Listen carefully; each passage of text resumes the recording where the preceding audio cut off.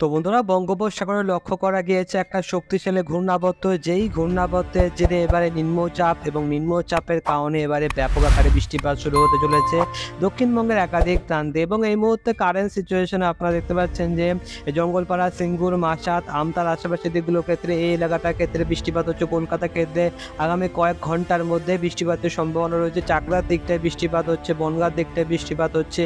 অন্যদিকে যদি আমরা এখানটার দিকে যাই, অর্থাৎ এখানে কালীগঞ্জ, দেবগ্রাম, কাটোয়া, এখানটাও বৃষ্টিপাত আমরা দেখতে পাচ্ছি। মঙ্গলকোটের আশেপাশের দিকে বৃষ্টিপাত দেখতে পাচ্ছি। বর্ধমানের ক্ষেত্রে এই মুহূর্তে বৃষ্টিপাত হচ্ছে। রঘুনাথপুর, পুরুলিয়ার আশেপাশের দিকে বৃষ্টিপাত হচ্ছে। তো বিক্ষিপ্ত আকারে বাংলার একাধিক জায়গায় আজকে দিনকে বৃষ্টিপাত হয়েছে। এমন না যে গোটা দক্ষিণবঙ্গ জুড়ে একই সাথে বৃষ্টিপাত হবে, তো তেমন টাইপের বৃষ্টিপাত এই মুহূর্তে ওই রকম টাইপের পরিস্থিতি এখনো পর্যন্ত তৈরি হয়নি। তবে যদি আমরা একটুখানি মেঘমেলা মোডে যাই, তো তাহলে কিন্তু বন্ধুরা দেখতে পাবেন যে এই মুহূর্তে কিন্তু সরাসরি উপগ্রহ চিত্র থেকে যেটা আপনারা দেখতে পাচ্ছেন যে মেঘলা মেঘলা ভাব তৈরি হয়ে রয়েছে। সম্পূর্ণ যে রোদ ঝলমলে আকাশ, তো তেমন পরিস্থিতি এই মুহূর্তে দক্ষিণবঙ্গের ক্ষেত্রে নেই। এবং সবথেকে বেশি যে মেঘলা মেঘলা ভাব সেটা রয়েছে কিন্তু আরামবাগের সাইডগুলোর ক্ষেত্রে, মানে চন্দ্রকোনা, গোয়ালটরের দিকটাই বেশ ভালো মেঘ রয়েছে। পুরুলিয়ার দিকটাও মেঘ রয়েছে ভালো মতো। এবং বাদবাকি জেলাগুলোর ক্ষেত্রে, কলকাতা আশেপাশে এলাকাগুলোর ক্ষেত্রেও কিন্তু মোটামুটি মেঘলা আকাশ হয়ে রয়েছে। এবং বাংলাদেশের ক্ষেত্রে যদি আমরা দেখার চেষ্টা করি, তো বাংলাদেশের ক্ষেত্রেও কিন্তু বিক্ষিপ্ত আকারে ঘন কালো মেঘ লক্ষ্য করা যাচ্ছে। ঢাকার সাইডটা মেঘ রয়েছে, মেহেরপুরের দিকটাও কিন্তু মেঘ রয়েছে। তবে সিলেট, ময়মনসিংহ এই এলাকাগুলোর ক্ষেত্রে এই মুহূর্তে দাঁড়িয়ে কিন্তু অত বেশি মেঘ নেই। পরবর্তী সময় মেঘ ঢুকতে পারে, কিন্তু আপাততভাবে মেঘ দেখা যাচ্ছে না। বজ্রবিদ্যুৎ সহ বৃষ্টিপাতের মোডে চলে আসলাম। দেখুন বন্ধুরা, আপনারা দেখতে পাচ্ছেন যে হালকা বৃষ্টিপাতের সম্ভাবনা গোটা দক্ষিণবঙ্গ জুড়ে রয়েছে। হালকা গুড়ি গুড়ি ঝিরিঝিরি বৃষ্টিপাত, তো এই মুহূর্তে তেমন টাইপের বৃষ্টিপাত গোটা দক্ষিণবঙ্গ জুড়েই লক্ষ্য করা যাবে বিক্ষিপ্ত আকারে। এবং ধীরে ধীরে যদি আমরা ট্র্যাকটাকে চালিয়ে দিয়ে রাত্রিবেলা 10টার সময় চলে আসি, তখন দেখতে পাবেন যে রাত্রিবেলা 10টার সময় কিন্তু বৃষ্টিপাতের বিন্দুমাত্র সম্ভাবনা দক্ষিণবঙ্গের ক্ষেত্রে নেই। তবে বাংলাদেশের ক্ষেত্রে সিলেট বিভাগে বৃষ্টিপাত থাকবে, বাংলাদেশের রংপুরের ক্ষেত্রে বৃষ্টিপাত চলবে, তার সাথে সাথে আলিপুরদুয়ার, কোচবিহার এই দুটো এলাকার ক্ষেত্রে ভারী বৃষ্টিপাতের সম্ভাবনা রয়েছে। এবং দার্জিলিং, জলপাইগুড়ি, এছাড়াও কিন্তু বন্ধুরা কালিম্পং এই এলাকাগুলোর ক্ষেত্রে কিন্তু হালকা বৃষ্টিপাতের সম্ভাবনা রাত্রিবেলা থেকে লক্ষ্য করা যাবে। দিনাজপুর সহ মালদার ক্ষেত্রেও বৃষ্টিপাত হবে, বিশেষ করে দিনাজপুরের ক্ষেত্রেও বৃষ্টিপাতের সম্ভাবনা রয়েছে। দেখুন বন্ধুরা, মাঝ রাতের বেলার দিকে গোটা উত্তরবঙ্গ জুড়ে, বিশেষ করে হিমালয় পাদদেশের 5টি জেলা, যেখানে দার্জিলিংটা বাদ দিয়ে, দার্জিলিংয়ের ক্ষেত্রে বৃষ্টিপাত হবে, তবে হালকা বৃষ্টিপাত হবে। দার্জিলিং বাদ দিলে কী হবে, জলপাইগুড়ি, কোচবিহার, কালিম্পং, আলিপুরদুয়ার এই 4টি জেলার ক্ষেত্রে কিন্তু বৃষ্টিপাতের সম্ভাবনা রয়েছে। ভারী বৃষ্টিপাতের সম্ভাবনা মাঝ রাতের বেলার দিকে লক্ষ্য করা যাবে। এবং সেই মাঝ রাতের বেলার সময় গোটা বাংলাদেশের ক্ষেত্রে বৃষ্টিপাত হবে না, শুধুমাত্র সিলেটের ক্ষেত্রে বৃষ্টিপাতের সম্ভাবনা রয়েছে।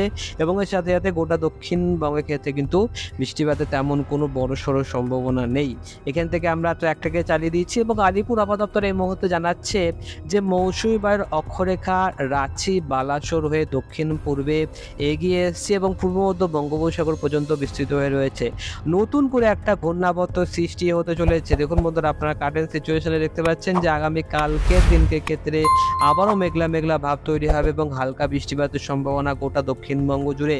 আজকের দিনকে যেরকম বৃষ্টিপাত হয়েছে হালকা বৃষ্টিপাত, সেরকমভাবে কালকের দিনকেও বৃষ্টিপাতের সম্ভাবনা রয়েছে। আজ উল্টো রথযাত্রা রয়েছে ক্যালেন্ডার হিসাবে, তো সেই উল্টো রথযাত্রার দিনকেও কিন্তু বন্ধুরা তেমন যে ভারী বৃষ্টিপাত, সেই বৃষ্টিপাতের সম্ভাবনা নেই। হালকা বৃষ্টিপাতের সম্ভাবনা থাকবে আগামী কালকের দিনকে ক্ষেত্রেও।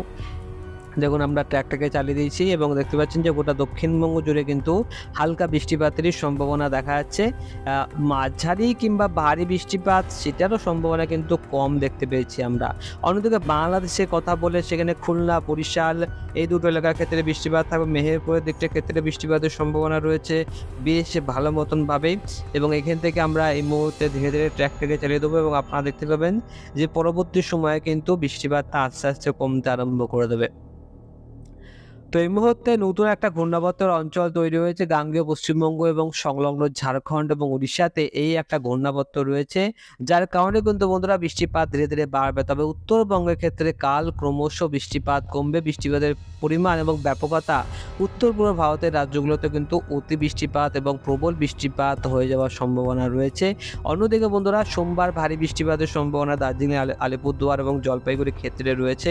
মাঝারি বৃষ্টিপাতের সম্ভাবনা কিন্তু দিনাজপুর সহ সহ মালদার ক্ষেত্রে থাকবে। অন্যদিকে দক্ষিণবঙ্গের ব্যাপারে আমি আপনাদেরকে বলে দিয়েছি যে সক্রিয় মৌসুমী বায়ুর অক্ষরেখা ক্রমশ সরে যাচ্ছে রাজ্য থেকে, যার ফলে সোমবার থেকে বৃষ্টিপাতের পরিমাণটা কমবে। আপনারা দেখতে পাচ্ছেন সোম, মঙ্গল, বুধবার বৃষ্টিপাতের পরিমাণটা কিন্তু ধীরে ধীরে কমছে, বাড়ার সম্ভাবনা কিন্তু কম রয়েছে। অন্যদিকে সোমবারের দিনকে কিন্তু বন্ধুরা হালকা বৃষ্টিপাতের সম্ভাবনা তো রয়েছেই। বাঁকুড়া, পুরুলিয়া, পূর্ব পশ্চিম মেদিনীপুর এই সমস্ত এলাকার ক্ষেত্রে হালকা বৃষ্টিপাতের সম্ভাবনা রয়েছে। মঙ্গলবার দিনকে ক্ষেত্রেও কিন্তু বিক্ষিপ্ত আকারে বৃষ্টিপাত থাকবে এবং ক্রমশ বৃষ্টিপাতের সম্ভাবনা কমবে। 25শে জুলাইয়ের আগে বৃষ্টিপাত বাড়ার সম্ভাবনা নেই, এমনটাই জানিয়ে দিয়েছে আলিপুর আবহাওয়া দপ্তর। আপনারা দেখতে পাচ্ছেন তো জুলাই মাসে কিন্তু বৃষ্টিপাতের ঘাটতি কিন্তু থাকবে।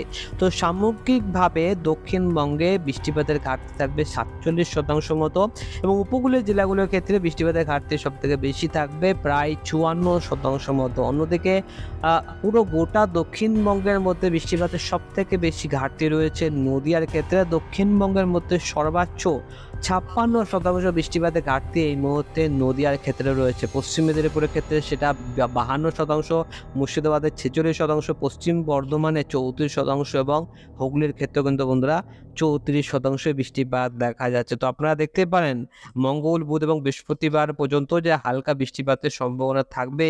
অন্যদিকে যদি আমরা বৃষ্টিপাতের পরিমাণ মোটে যাই সেখান থেকে পরবর্তী 10টা দিন, তো দেখুন বন্ধুরা পরবর্তী 10টা দিনের মধ্যে পরবর্তী 5টা দিনে মাত্র 20 মিলিমিটার বৃষ্টিপাত দেখা যাচ্ছে। মানে আজকের পর থেকে 5টা দিন মাত্র 20 মিলিমিটার বৃষ্টিপাত, কিন্তু তার পরবর্তী দিনগুলোর ক্ষেত্রে মোটামুটি কিন্তু 100 মিলিমিটার বৃষ্টিপাতের সম্ভাবনা রয়েছে। তো কোথাও না কোথাও পরবর্তী 10টা দিনের মধ্যে বৃষ্টিপাত বাড়বে, লাস্টে কয়েকটা দিনের মধ্যে কিন্তু বৃষ্টিপাত অনেক বেশি হওয়ার সম্ভাবনা রয়েছে এবং মোটামুটিভাবে কিন্তু আগস্ট মাস পড়ার সাথে সাথে বৃষ্টিপাতের যে তীব্রতা সেটা কিন্তু আরও অনেকটা বাড়তে আরম্ভ করে দেবে, যার কারণে কিন্তু আপনারা এই মুহূর্তে যেটা দেখতে পাচ্ছেন যে গোটা দক্ষিণবঙ্গ জুড়ে কিন্তু বৃষ্টিপাতের ব্যাপকতা ধীরে ধীরে বাড়তে আরম্ভ করে দিয়েছে। কলকাতার ক্ষেত্রে যেটা 130 মিলিমিটার, উলুবেড়িয়ার ক্ষেত্রে সেটা 160 মিলিমিটার, কোলাঘাটের ক্ষেত্রে সেটা কিন্তু বন্ধুরা 180 মিলিমিটার বৃষ্টিপাত আমরা দেখতে পাচ্ছি। আমরা দেখব সর্বোচ্চ কত বৃষ্টিপাত হয়, তো 180, 82, 83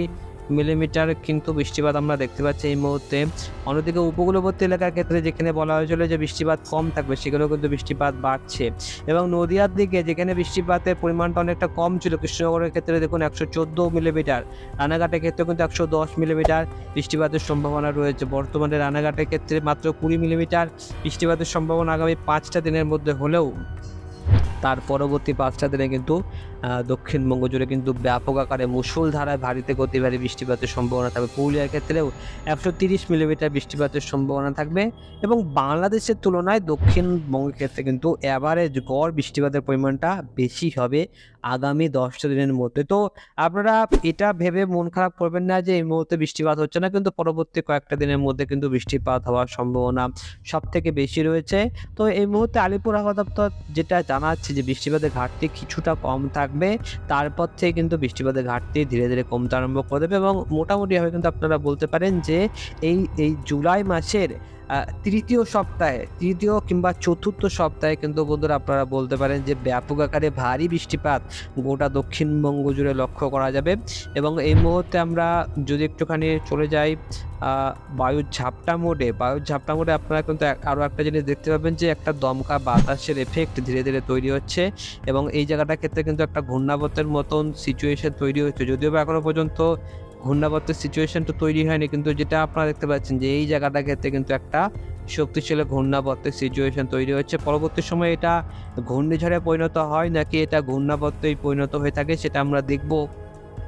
তবে বায়ুর দিক এবং গতিমোড়ে যদি যাই তাহলে দেখতে পাবেন যে কিছুটা দমকা বাতাসের এফেক্ট বাংলাদেশের ক্ষেত্রে রয়েছে এবং কোথাও না কোথাও একটুখানি এটা ঘূর্ণিঝড়ের রূপ নিতে চলে যায়। আপনারা দেখতে পাচ্ছেন এরকমভাবে কিন্তু গতিপথের অভিমুখ আমরা এই মুহূর্তে দেখতে পাচ্ছি, যেখানে পশ্চিমবঙ্গের ক্ষেত্রে কিন্তু এফেক্টটা কমই রয়েছে।